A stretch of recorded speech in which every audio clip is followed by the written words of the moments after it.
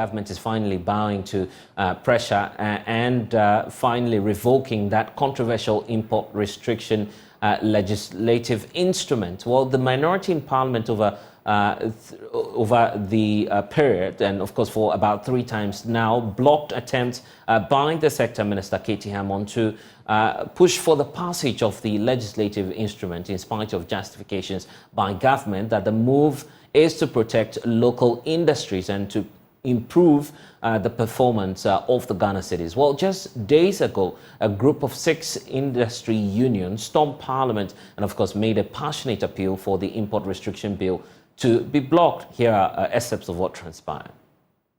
It's very important that any country becomes self-sufficient.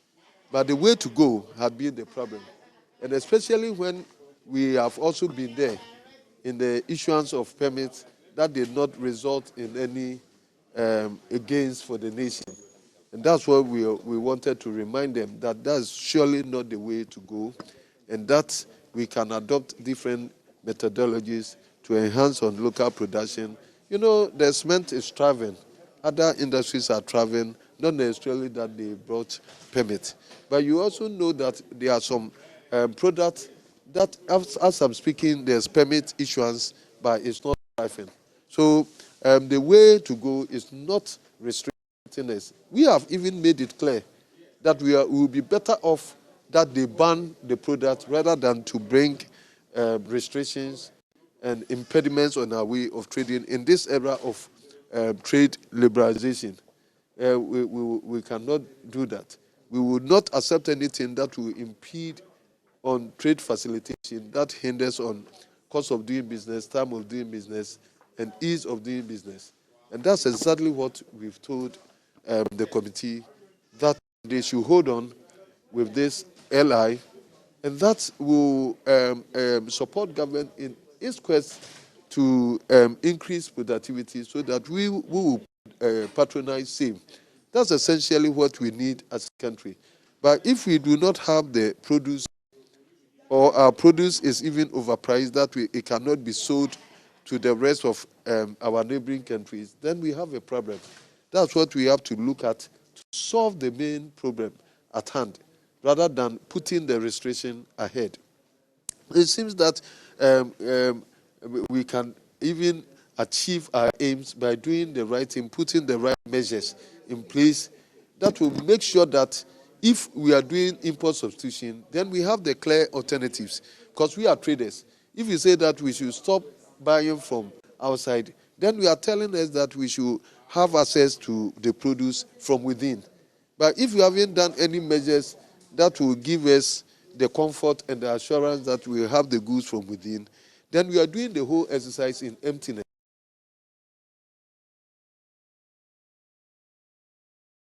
Government has, unfortunately, as it may be for them, changed their mind on the story because the latest we are getting is that the LI will no longer be laid, according to Information Minister Kojo Nkrumah. He's been explaining why, of course, government is deciding to take this move to my colleague, Mami Esi Nyamishe Thompson. Well, first, we think that the economic objectives will work well for our growth and for jobs and our development agenda. And therefore, it's important to get all stakeholders aligned as we go along this process. And so the idea is to suspend the laying, engage some more further to get some more understanding and participation before we go in. Because, you know, it's an ally. You've got to factor in all of these views. Then when you lay, it can mature after the necessary 21 days, because it's not a bill that will be amended on the floor. And so this to give us the opportunity to complete all of these engagements before any such laying takes place. Well, it's interesting that this is coming up, because that has always been the cry of stakeholders, you know, but the minister kept insisting that there had been some consultations and that he has been given the go-ahead, even by the minority side, to lay it. And so what really changed? Despite all of the engagement and the initial assurances, when it got onto the floor, I'm sure you heard the kind of responses that were generated, and even the speaker's orbiter, that the views that had been expressed by the minority were views that they were channeling from other stakeholders. To the extent that all of those views had been expressed on the floor, they were influencing the key parts of the LI as had been drafted. Nonetheless, we're of the view that it is important, it is better to get everybody's alignment before we make any progress on this matter. And that's why we're suspending the laying for some continued engagement before we proceed with this agenda. Do you have any idea when these engagements will begin? We haven't fixed timelines as to when it will end. But as was mentioned by the minister, the engagement started over a month ago. The feedback appears that some more conversations are required, and therefore we'll go ahead with those conversations. And when we come to a terminal point, then do the laying. And who will these engagements be had with? I mean, we're talking about the Rice Producers Association, the Animal Rearers and Animal Importers Association. Bag, vehicle dealers, Guta. You know, if you look at the LI, there are about at least 15 or so items that are listed there. Mm-hmm. And there are various producers of these items. There are also organizations that deal in the importation of these items as well. So it's a full extensive engagement with all of these stakeholders that we are continuing, not to start, to continue, and then hopefully get to a certain sense of clarification before we take the next steps. Well, Joy News is learning that part of the reasons for which government is making this U-turn could possibly be because of the conditionality with the International Monetary Fund. Joining us now is data analyst here at Joy News, Isaac Ofieje, who's been looking at, the agreement between the government of Ghana and the International Monetary Fund, a reason for which we suspect that might be part of the reasons for which government is also making this U-turn now, because we've seen mounting pressure from 6 unions, from the car dealers, from the Import and Export Association. Guta is on board, just as we indicated earlier, and government will not budge. Now they are doing so, and we say that it's possibly because of the deal with the IMF. Yes. Yeah. So if you look at the IMF program between 2023 this year and 2026, there is possibly no economic decision that government can unilaterally just decide to do. Things that has to do with balance of payment, exchange rate, inflation targeting. All of this must be done in consonance with the IMF program. There should be some sort of respect to the IMF document that has been signed and in the public domain. So we are looking at page 76 of the IMF program documents available to the public. And they are on page 75 and 76. There are 4 things that government cannot do. And they've agreed with the IMF that they cannot do these 4 things. Mm-hmm. The first one is that there will be no imposition or intensification of restrictions on the making of payment and transfers for current international transactions. That's the first one that government cannot just decide that they will not do. Second is that there will be no introduction of modification of multiple currency practices. Mm-hmm. We cannot do that whilst we are still under the IMF program. The third one is that no conclusion of bilateral payments, agreements that are inconsistent with Article 8 of the IMF Articles of Arrangement. Mm-hmm. All of this we cannot do. And the last one, which actually accommodates this import restriction, is very important to note, is that there will be no imposition or intensification of import restrictions for balance of payment reasons. I see. And remember, the trade minister, K.T. Amon, when he was trying to lay this LI, says that, it's because of balance of payment. They looked at the books and they realized that government was spending so much on these 22 items that they call strategic items. If you look at rice, for instance, we're spending more than $500 million, more than $500 million on rice importation. You look at things like palm oil, spending somewhere around 120 million, and even wigs, fake hair, spending more than 120 million on wigs as well, and other, products like toothpick, matchsticks, and all of those things. Now, it's in the IMF program, and government has actually agreed that they cannot impose any form of restriction or intensification of import restriction for balance of payment reasons. You cannot and this is on page 75 and 76 of the 75 IMF of the IMF program. Indeed, a reason for which we're, Yeah. of course, drawing that strong conclusion that it might be part of the reasons, Partly, because, yeah. of course, pressure has been mounting for a number of days now. Isaac J, thank you for giving us that update. Well, ranking member on the Constitutional, Legal and Parliamentary Affairs Committee of Parliament, Bernard Ahiafo, says that the decision to actually suspend the laying of the airline is welcome. It is good that this particular airline is suspended to give room for further consultation, because at the material moment that the airline was being considered by the Committee on Subsidiary Legislation, I was with that particular committee.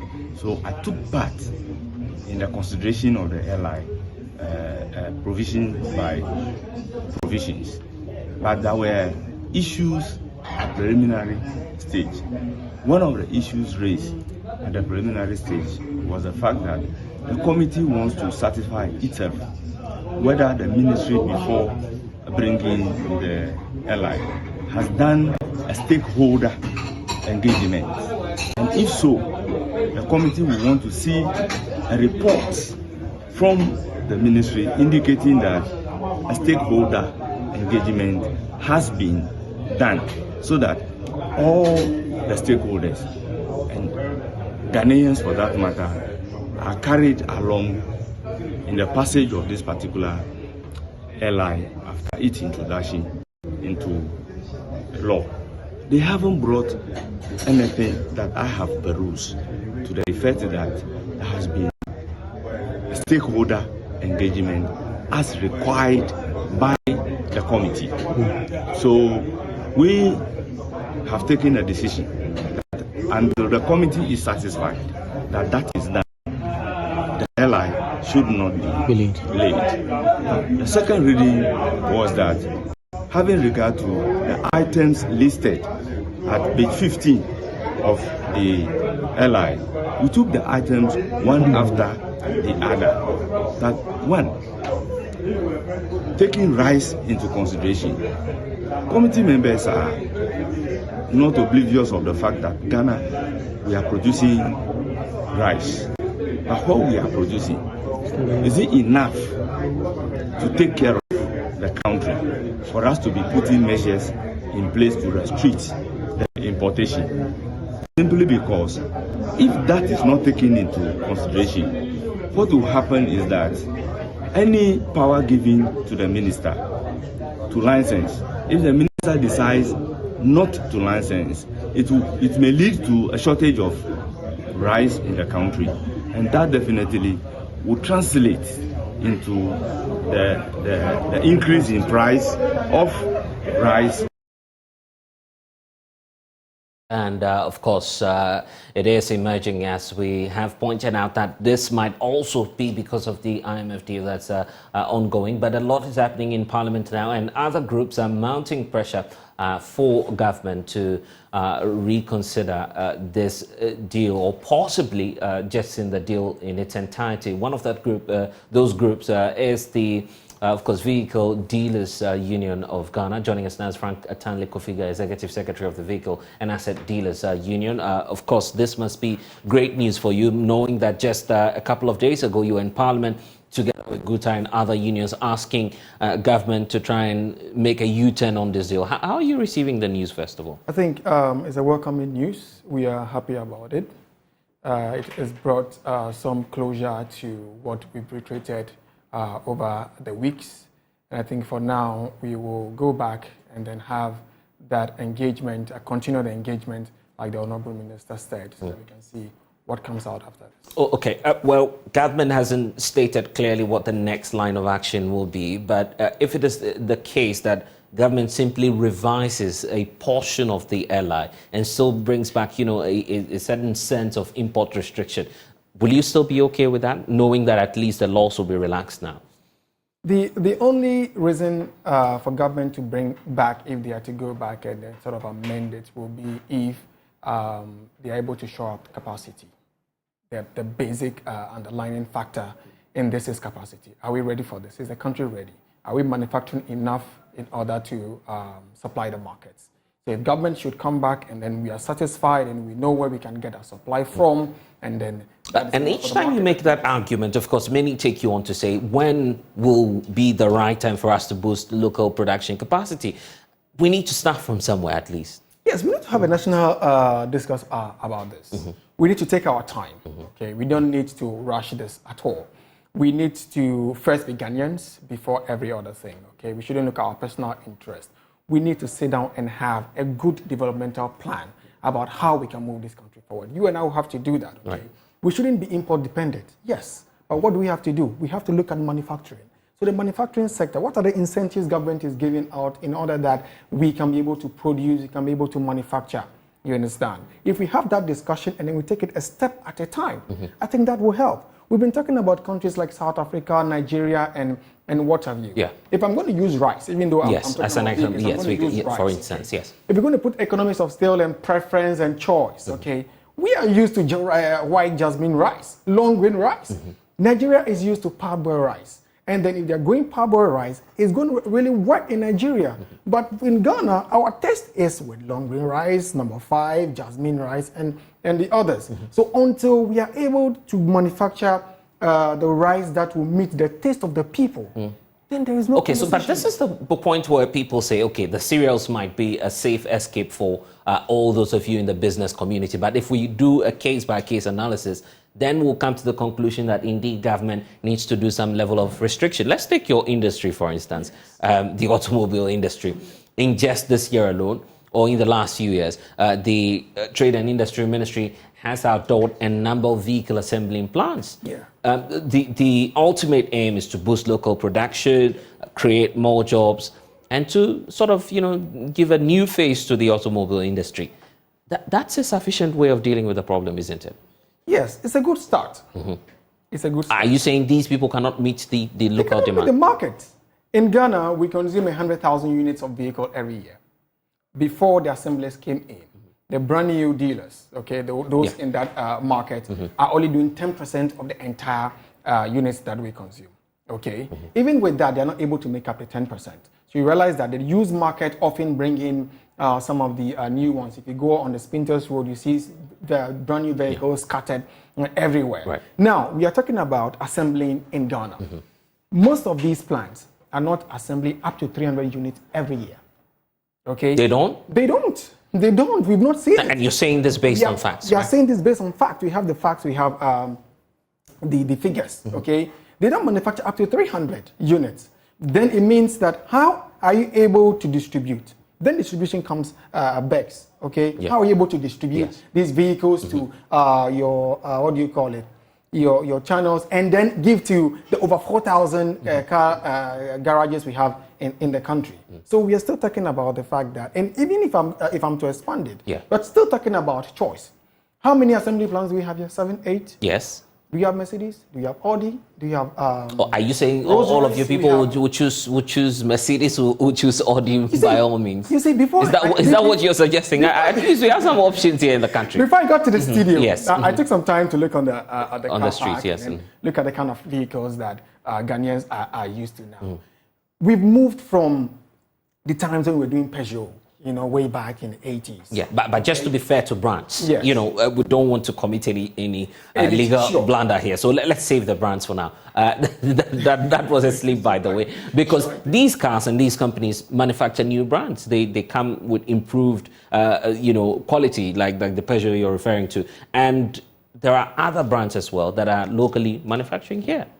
That's the point. We have other brands that are locally manufactured here.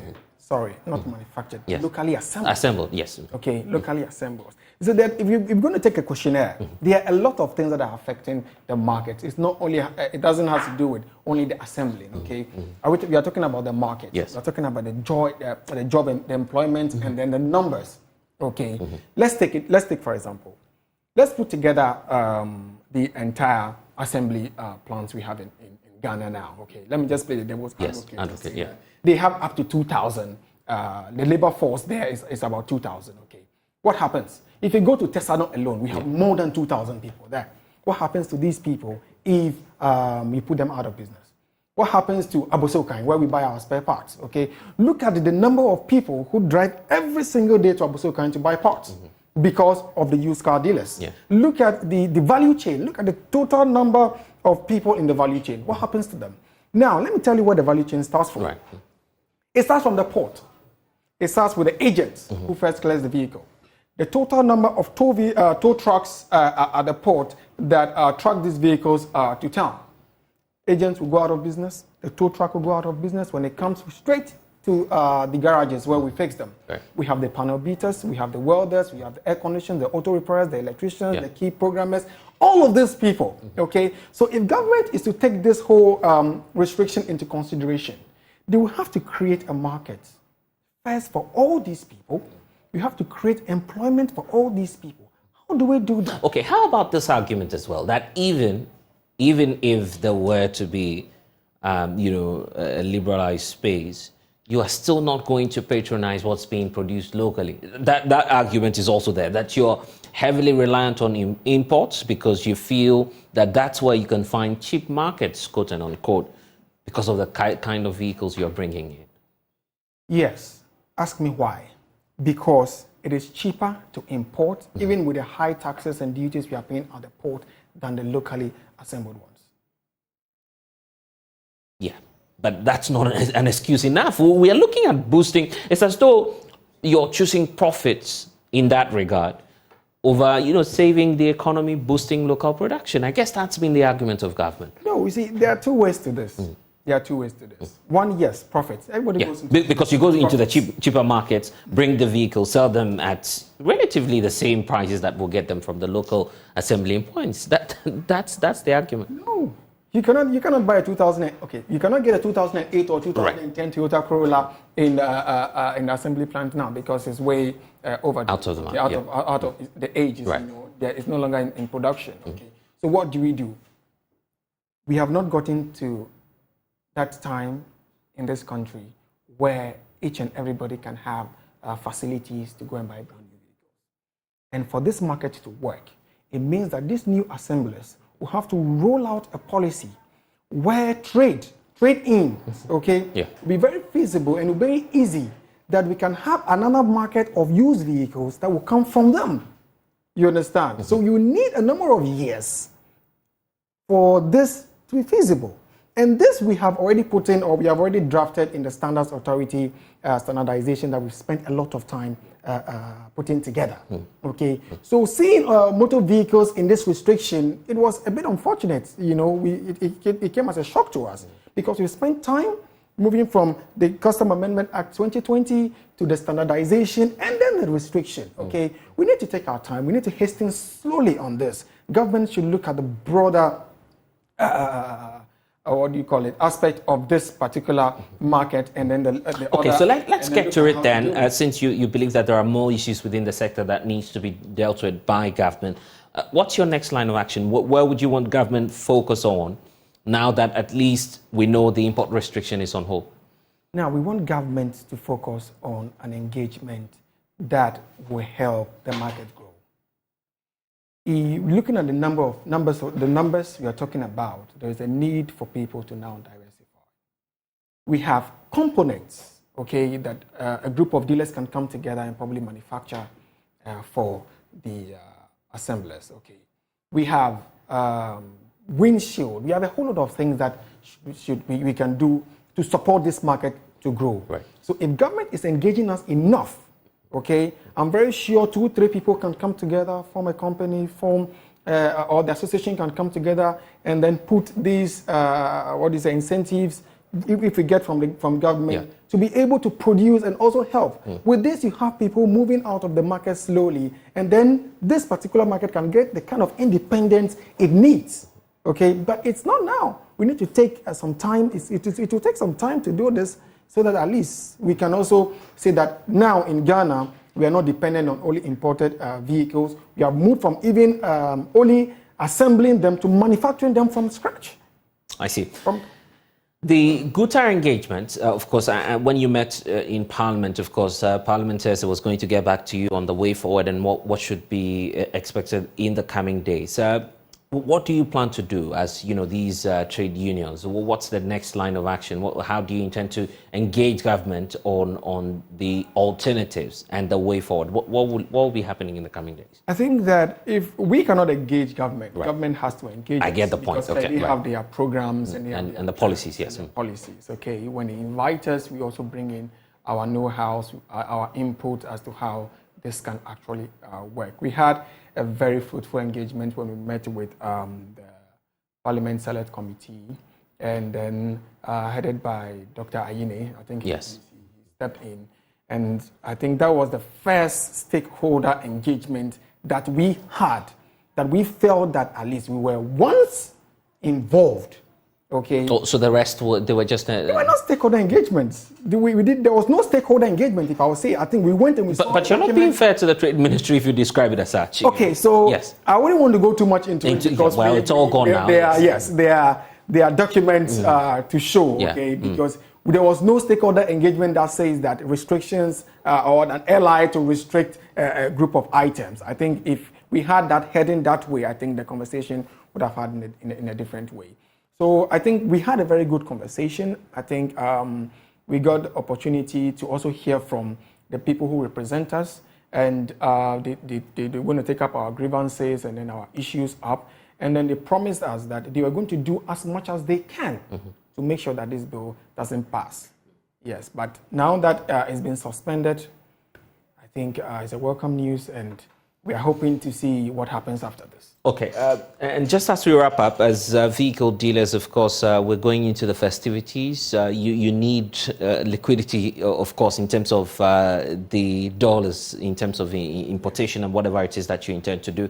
Knowing now that government says the import restriction was rather going to help the city to appreciate and for you to do a better business, how do you intend to make up for that now that the regulation is no longer there? I think we've been in this business for quite some time. We've dealt with the financial institutions. We know how to transfer monies out of the country. Often, when it gets to the festivities, it's very difficult to get the foreign exchange and then the rates. Okay, I can see even as of today, it's almost at 12, or if not more than 12 now. Yeah. Okay, and then the unavailability of the dollar in the financial sector, makes people or makes most of the automobile dealers go into the black market and what have you. But because of the restrictions that we've got with the documentations you have to present at the port before you are even able to clear your vehicle, I think most of these things are streamlined and is helping governments, kind of like manage their economies well. And I see. Well, Kofi, thank you for spending some time with us here in studio. And of course, we look forward to what the next line of action will be from the Trade and Industry Ministry. But there's been a lot of agitation in the business community today as well. Some traders at the Opal Square are up in arms with the Accra Metropolitan Assembly over attempts to evict them. The Accra Metropolitan Assembly, in a notice, claims the citing of the stores in the area is in contravention of the Section 1061 of the Local Government Act. Hence, the failure to actually produce permits by tomorrow, 8th December 2023, will mean that, of course, all of these shops will be completely removed from the current location. But the traders say that the action taken by the AMA is illegal. Samuel Mbura now reports. Grieved traders here at Opera Square are dealers in electricals. They have given a strong indication that they will deal mercilessly with anyone or any group of people who attempt to demolish their structures. Listen to the leader of the group, Mr. William Adakwa, addressing the traders earlier today. We, by this note, by this press conference, asking AMA, Chief Executive, to also show cause why they should not put any structure here without our notice. So, from now, we are asking the authority, anybody who mistakenly come here for any purpose we will deal with that person mercilessly. And we are not going to tolerate anything. Please, this is Guta, Opera Branch. We are not going to sit down. Why trader community are being rude? Why Guta, Opera Branch are being used? Why Guta are not being notified? We are not going to sit down. The Ghana Union Traders Association is strongly backing its members. Mr. Benjamin Yeboah, who is in charge of welfare at Guta, says they'll continue to engage the AMA and all those who matter on this issue to ensure that their supporters and members are protected. We are worried because definitely as Guta National, we have that collaborative this with AMA. So we felt that in case there is anything of this sort, at least they could have notified us and come to talk to us, because they are our members, and you can't just come within the hour of darkness, place some stickers and give them just a short notice that they should explain why they are here. And per our checks, these people or these members of Ghana Electrical Dealers have been here so many years, and why even now? And that is what we are realizing now. So yes, they've informed us the national will be notified formally, and then we'll take this matter up seriously. So the Accra Metropolitan Assembly and leaders of the Metro Mass here at Opera Square are yet to respond to allegations raised by the traders. Reporting from the Opera Square here in Accra, Samuel Mbura, Joy News. I'll stand now to speak to Benjamin Yeboah, who's the National Welfare Officer of Guta, joining us via phone now. Good afternoon to you, sir. And this has been a really unfolding matter that we're still following. Any message now from the Accra Metropolitan Assembly on what your concerns are, and as to whether or not indeed all of these issues will be ironed out?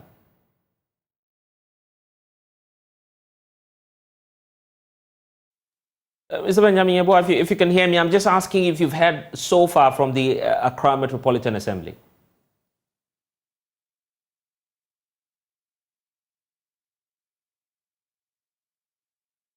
Mr. Yeboah, if you're with us, I'm just asking the question as to whether or not you've heard from the Accra Metropolitan Assembly.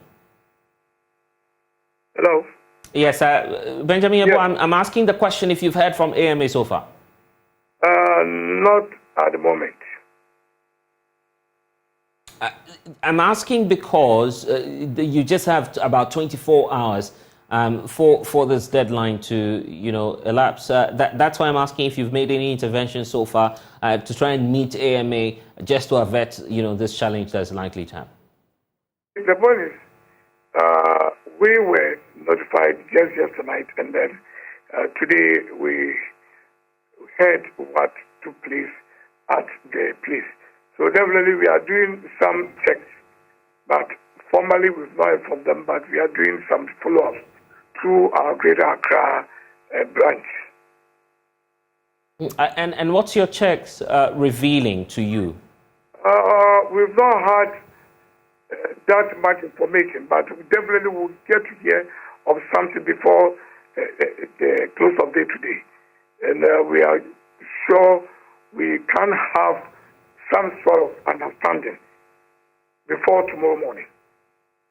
If it does happen that AMA brings their men, to the area to carry out the evacuation or, removal of these stalls, what plans do you have for your members now that, they seem to be handicapped? Yeah, the posters that was pasted on some of these containers, the occupants had up to tomorrow to show cause why their containers shouldn't be removed from the place. So we are thinking that, yes, they might have to show cause in terms of writing to the AMA by close of day today, that is i.e. tomorrow. So we don't see them taking that action. But nonetheless, we are also doing that follow-up to our Greater Accra branch to ensure that whatever it is, we should have some understanding. We have to sit down and then understand what exactly the problem is. Because these occupiers have been in these containers for quite a long time now. And therefore, we really don't see what has brought this immediate sort of threat of evacuation.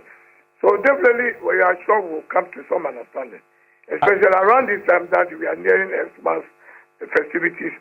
People are anxiously trying to do some business. We don't think whatever it is, even the timing itself is wrong, and we'll definitely get to something before the close of the year. It's the reason for which I'm asking the question, because you are the National Welfare Officer of Guta.